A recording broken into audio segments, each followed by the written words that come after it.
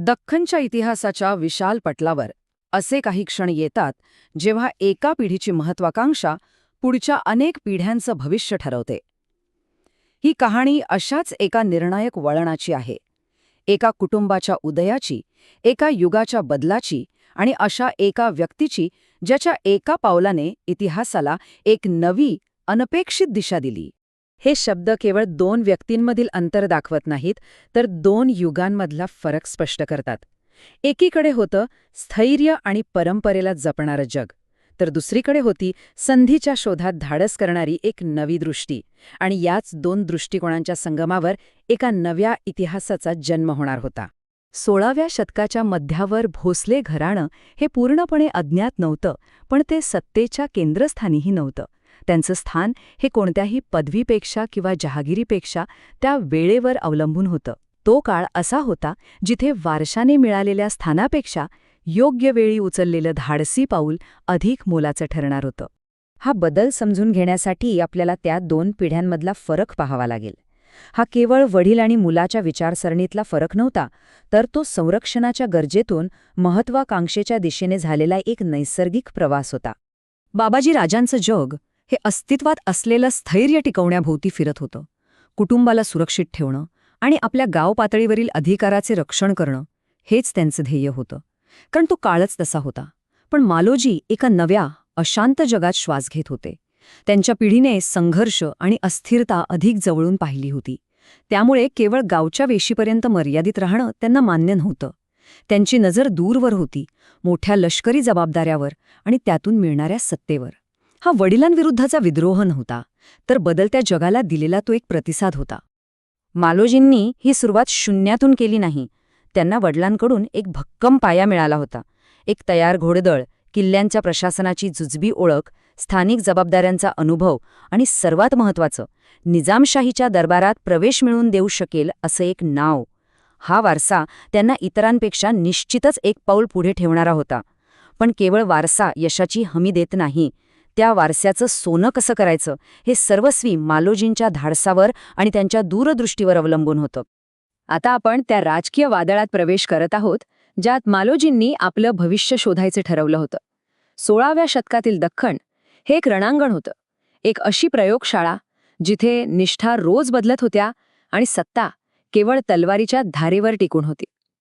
हे जग धोक्यांनी भरलेलं होतं, पण तितकंच ते संधींनी ओसंडून वाहत होतं. आणि त्या काळात दख्खनमध्ये सत्ता विखुरलेलीच होती.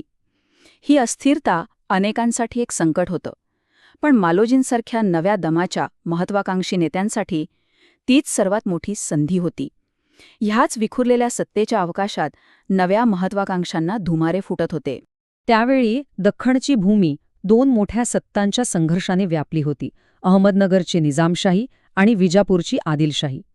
त्यांच्यातील अविरत संघर्षामुळे राजकीय समीकरणं सतत बदलत होती. आणि याच वेळी उत्तरेकडून एका महासत्तेची छाया दख्खनवर पडू लागली होती. दिल्लीच्या मुघल साम्राज्याची नजर आता या प्रदेशाकडे वळली होती. हा दबाव, ही स्पर्धा आणि ही अनिश्चितता, याच त्रिवेणी संगमावर दख्खनचं भविष्य लिहिलं जाणार होतं. ह्या बदलत्या जगात सत्तेचं चलन बदललं होतं. आता सत्ता केवळ वारसा हक्काने मिळत नव्हती, तर ती पराक्रमाने आणि सेवेने मिळवावी लागत होती.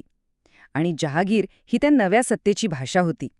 सुलतानाला लष्करी सेवा देण्याच्या बदल्यात सरदाराला विशिष्ट प्रदेशातून महसूल गोळा करण्याचा हक्क मिळायचा. ज्याच्या ताब्यात अधिक जहागिरी, तो अधिक सामर्थ्यवान. या नव्या सत्तेच्या अर्थशास्त्राचे 3 आधारस्तंभ होते. पहिलं किल्ले, जे लष्करी नियंत्रणाचे केंद्र होते. दुसरं जहागिरी, जी निष्ठा आणि सेवा मिळवण्याचे साधन होते. आणि तिसरं वेगवान घोडदळ, जे कोणत्याही युद्धाचा निकाल ठरवत असे. जो ह्या तिन्ही गोष्टींवर प्रभुत्व मिळवेल, तोच दख्खनच्या राजकारणाचा पुढचा शिल्पकार ठरणार होता. ही नवी राजकीय गरज एका विशिष्ट प्रकारच्या योद्ध्याची आणि प्रशासकाची मागणी करत होती. आणि याच गरजेतून एका नव्या वर्गाचा उदय झाला, मराठा सरदार. याचं उत्तर दख्खनच्या मातीत आणि इथल्या युद्धतंत्रात दडलेलं आहे. सुलतानांच्या मोठ्या फौजा सपाट मैदानांवर प्रभावी होत्या, पण सह्याद्रीच्या दुर्गम डोंगररांगांमध्ये त्यांना स्थानिक मदतीची नितांत गरज होती. मराठा सरदारांना इथला प्रत्येक डोंगर, प्रत्येक दरी आणि प्रत्येक घाट तोंडपाठ होता. ते अत्यंत कमी वेळात सैन्य गोळा करू शकत होते आणि गनिमी काव्याच्या युद्धात त्यांचा हात धरणारं कोणीच नव्हतं. आणि सर्वात महत्त्वाचं म्हणजे त्यांचं जीवन शेती आणि लष्करी सेवा यांच्याशी जोडलेलं होतं. यामुळे स्थानिक स्थैर्य टिकून राहत असे. याच गुणांमुळे ते आता केवळ सैनिक राहिले नव्हते, तर सुलतानी सत्तेचे अविभाज्य आधारस्तंभ बनले होते. आणि याच बदलत्या जगात, याच संधींच्या काळात मालोजी राजे नावाचा एक तरुण आपली ओळख निर्माण करण्यासाठी पुढे सरसावला. जणू काही हे बदलणारं जग त्यांच्यासाठीच तयार झालं होतं. त्या काळाला अशाच एका नेत्याची गरज होती, जो लष्करीदृष्ट्या सक्षम असेल, बदलत्या राजकीय समीकरणात स्वतःला सहज जुळवून घेईल आणि ज्याच्या मनात काहीतरी मोठं करण्याची उर्मी असेल. मालोजी राजांमध्ये हे तिन्ही गुण एकवटले होते. हाच तो क्षण होता जेव्हा भोसले घराण्याचा प्रवास एका स्थानिक घराण्याकडून एका प्रादेशिक शक्ती बनण्याच्या दिशेने सुरू झाला. हाच तो क्षण होता जेव्हा त्यांचं नाव इतिहासाच्या पानांवर कायमचं कोरलं गेलं. इथून पुढे या कुटुंबाचा प्रवास अधिक स्पष्टपणे नोंदवला गेला. हे जग सुरक्षितेची हमी देत नव्हतं. इथे धोका पावलोपावली होता. पण जे या जगात धाडस दाखवून पुढे येण्यास तयार होते, त्यांच्यासाठी प्रगतीचे दरवाजेही उघडे होते. मालोजींनी ते धाडस दाखवलं. त्यांनी तो धोका पत्करला आणि त्यातूनच एका नव्या इतिहासाची पायाभरणी झाली. मालोजी राजांच्या ह्या एका पावलाने अशा घटनाक्रमाला सुरुवात केली जो त्यांच्या स्वतःच्या आयुष्यापेक्षा कितीतरी मोठा ठरणार होता. ही केवळ एका जहागिरीची किंवा पदाची गोष्ट नव्हती, ही एका मोठ्या बदलाची नांदी होती. इतिहासाने आता एक नवं वळण घेतलं होतं आणि त्याचा वेग आता वाढत जाणार होता.